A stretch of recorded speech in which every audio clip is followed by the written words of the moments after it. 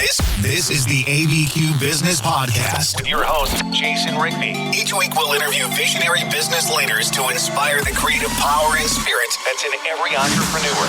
Discussing strengths, weaknesses, strategies, systems, and the problems we can all solve together for a new future for local small business. Hey guys, how you doing? I know we're looking at post-COVID is what they're calling it already, and we're seeing businesses are going to be opening up soon.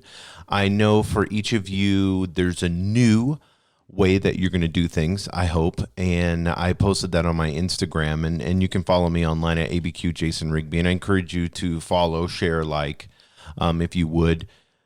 Like I said, it's ABQ Jason Rigby. I'm on Twitter, Instagram, Facebook, TikTok. I'm on all of them. Love posting on social media. It's fun. But I want you guys to understand that each of us need to take the practices that we displayed in COVID that worked for us, that made us feel more balanced, that made us feel peaceful, keyword peaceful. We need to implement those into our daily lives and not get back into where we were before. But that's not what I want to talk about today. I want to talk about a book I read called The Slight Edge by Jeff Olson. If you want to know how, if you want to know why, if you want to know the what about simple daily disciplines, things that you can do to achieve mass amounts of success, then you need to read this book. He's a serial entrepreneur, speaker, author. His name is Jeff Olson, and the book, you can go to Amazon. It's called The Slight Edge. I'll have the link in the show notes. But this book is amazing because it shows you how you can build habits that stick. And let's stop right there. You're like, Jason, I've tried this a million times. Exactly. You've tried a million times and you failed. You try something, it works for just a little bit, and then you end up giving up. And you've done this, whether you're 20, whether you're 40, or whether you're 80, you've tried this over and over again, and you try all these things, and you have all these New Year's resolutions, and none of it works. Well, this book talks about things that you can do daily that are extremely small, that you care about, and implement those, and then over time. Like the book, The Compound Effect. I don't know if you've read that book. That's a great book. It's called The Compound Effect, The Power of Habit, and Atomic Habits. These 4 books you need. You could go online, Kindle. You could literally change your life for probably $50 on all of these. The Slight Edge, The Compound Effect, The Power of Habit, and Atomic Habits. Read those books. You will get an idea of what you need to do, and that is making small, just 1% changes every day. There's a ton of case studies. There's lots of quotes that you can use in this book that will help you out. There's a planner where it talks about ways that you can do that. And the book is only 168 pages. So it's not a big read, and you could sit down just for a couple hours and read it pretty easily. So I want to get into this, and I want to get into there's like 4 sections of the book. And the main premise of the book is this. You have to show up, and you have to repeat simple, positive daily disciplines in every area of your life, whether it's physically, mentally, spiritually, and you do that consistently every day, and then over time, you've changed dramatically. It's like me. I work out every day, 7 days a week. I don't work out hard, but I work out every day. Because over time, me working out every day, 1, I'm keeping my body moving consistently. 2, I'm not working it out too hard where I get injuries because I'm 46 now. And 3, it allows me to get way more done. If I do 100 push-ups a day times 7 days a week times 52 weeks, how many push-ups have I done in a year compared to if I just do them once or twice a week? See, it's compound interest. We all know about this in investing. It's the same thing that you need to do with yourself. So show up, repeat simple, small, positive daily disciplines, and you do this consistently over time, and you're going to see success. So why is this book so important? Why am I creating a whole podcast over it? Because I think it's powerful. We all know Warren Buffett didn't make his money till he was after, they said like 50, 60 years old, because the compound interest began to build. So it's so simple that it's so powerful at the same time. And anything that's simple and powerful, I love. When the iPhone first came out, everybody's like, this is the simplest looking thing, but then it changed the world. If you get a 1% improvement a day, think about this, a 1% improvement every day. So it's 1% plus 1% plus 1% for a year leads to a 3.7 times improvement. Meanwhile, a compound 1% improvement, 1 times 0.101 over 365 day leads to a 38 times improvement. So think about this. If you could 38 times improve your life, if you had 2 times improve your life, if you had 5 times improve your life, if you 10 times improved your life, what would that look at? We always talk about 10x. This simple 1% change will 38x your life. And what happens is we know this, but then we just give up too early because we set unrealistic goals. We're not interested in the goals. 1 to 10, we're not interested in going to the gym every day. We're not interested in that.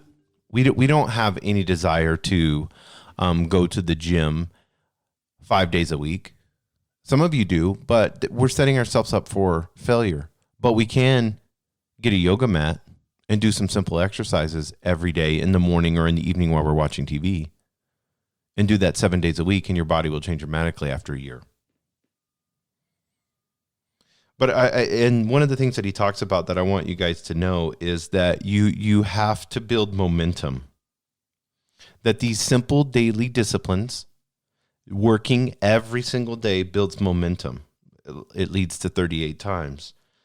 And if you do a little bit, then stop, then do a little bit, then stop, and, kind of just be, schizophrenic in the way that you do things, then you lose all the momentum, and then you got to build it back up, and then you lose all the momentum again, and then you got to build it back up. And it's just this spiraling forward and then spiraling backwards. And usually when we spiral backwards, we spiral a little bit more, and then we fail, and then we're moving towards that, and then we get disingenuous with it because we know that it's probably not going to work out because it hasn't worked out the other 100 times that we've done it. And so we have to understand that upward momentum, when it's run out, that means we're traveling backwards, period. You're either moving forward or you're going backwards. There's no just sitting. It doesn't work that way. Your body, if you just sit in a chair 24/7, your body will decay. It will go backwards. You have to move your body around. You have to work it. You have to do things that that even though it's painful, that process of change is what makes you the person that you have the potential to become.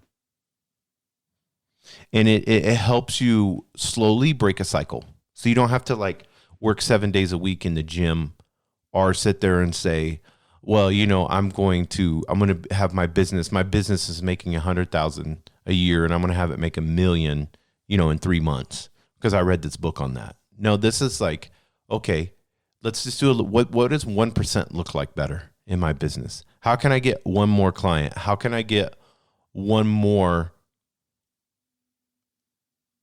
bill paid off for the debt that I have?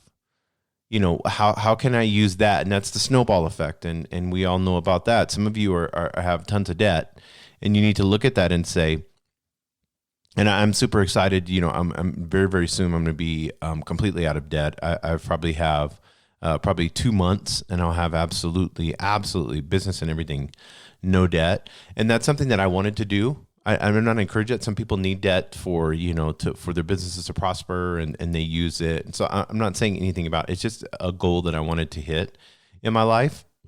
And so I wanted to have no car payment, no nothing, just zero besides what I need to live. That's it. As far as electricity and all of that, that was the only things that I wanted. Internet bill, stuff like that. Because I wanted to see how simple I could get my life to. And this COVID has helped me with that. And I shared this with you guys in the last podcast, this ability to allow me to embrace me being an introvert, this ability to allow me to embrace enjoying time alone, enjoying time with maybe just a few close friends, And my cool thing going out is either, maybe going on a trip by myself or going on a trip where I'm, taking one person with me and that's it. Or having this ability to be able to go out to eat maybe once a week, not feel like I need to go to dinner parties and go to all these parties, every other day and just running around. So that's one thing. And I hope we can all agree with COVID. That's one thing that we need to do is slow down to speed up. Slow down on the stuff that really doesn't matter and speed up on the things that that you have momentum in. But we have to break this cycle, and I hope that the good things that have came out of COVID, there's a lot of horrific things, we know that, but the good thing is out of it is that it broke a cycle, and this spiral that we were going back and forth, we have potential right now to be able to succeed post-COVID. So let's get into the slide edge a little bit more.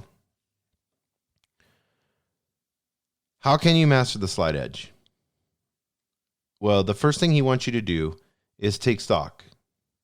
And he says, am I heading upward or downward in each of this? Am I heading upward or downward in my health?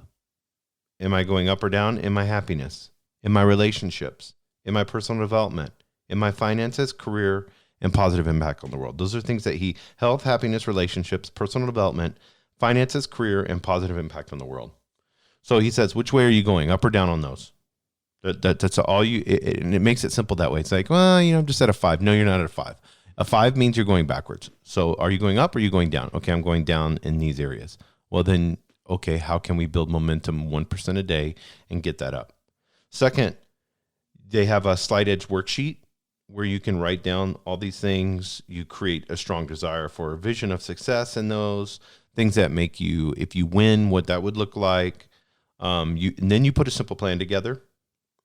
Then you decide on one simple daily discipline that if you did this, it would improve 1%. Like I said, I'm going to, like what I do at night, I'm going to watch a podcast, as I watch a lot of podcasts. I'm going to watch a podcast, and for that hour that I watch that podcast before I go to bed, I'm going to foam roll out and do some yoga.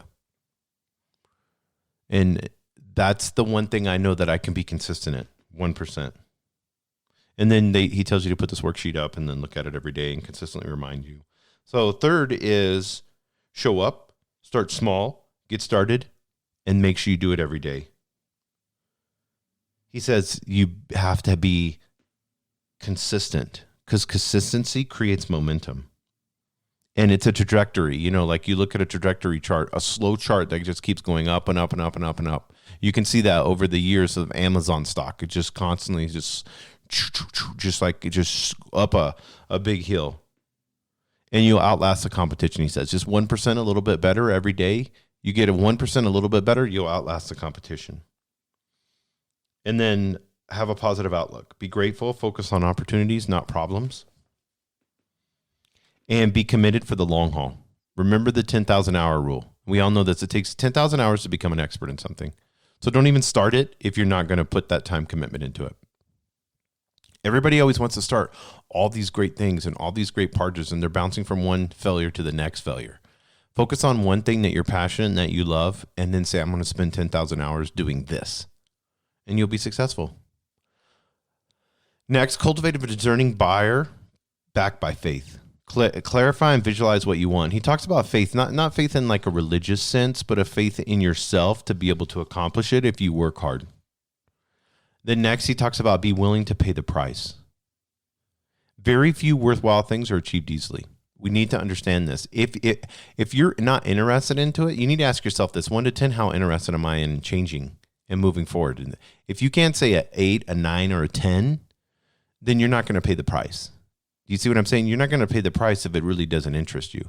So stop saying yes to things. I talked about this yesterday. Stop saying yes to everything that you can't say fuck yes to. Say no. If you can't say fuck yes, I'd love that, then say no. Practice slightly edge integrity. Keep taking action even when nobody's watching. Then number 4, he says, hang out with winners. Surround yourself with mentors and role models you want to emulate. I do this online. I can't hang out with, billionaires all the time, but I can't watch them when they get interviewed on podcasts. I can look at successful people that I in my field and see what they're doing, read their articles, read their books. You can surround yourself with mentors if you put that around you. And thank God for technology that we're able to do that. And he says, associate with people who inspire you to be great, disassociate from the rest. If you want to be consistent with that 1% better, you can't have people that will take you down. You can't have those 5 friends. Like the number 5 friends, 1 to 10. You can't have those friends like, don't hang out with them. You've got to move on. They're not good for you. I don't care how cool you think they are or how great they are. I was talking to somebody the other day and they were talking about their boyfriend and how amazing he is, but he cheats on her all the time. And I'm like, he's not amazing. I don't care how good he is in bed. I don't care what he buys for you. It doesn't matter. He's not a good person if he's doing that. Now, if you guys want to both be single and then see each other occasionally and hang out, that's a whole different ballgame. But he's going to tell you that he's serious with you and then lie to you all the time. You need to disassociate from that. That's not going to help you. And then he talks about forming a mastermind of 2+ people you can produce self-improvement with. And then finally use the 4 slight edge allies. So here's the allies. Build momentum. Slow and steady builds momentum. Momentum wins the race. Number 2, close open loops. Close out all the incomplete projects and tasks on your plate. This is so important, guys. And I think COVID maybe have helped us with this. We need to close the open loops. Anything you have open, you need to close. If you could have 1, 2, at the most 3 loops that are open, that's all you need. Then number 3, reflect regularly. Make time to regularly review what happened, what went well, and what could be improved at end of each day, week, project. You've got to reflect on this.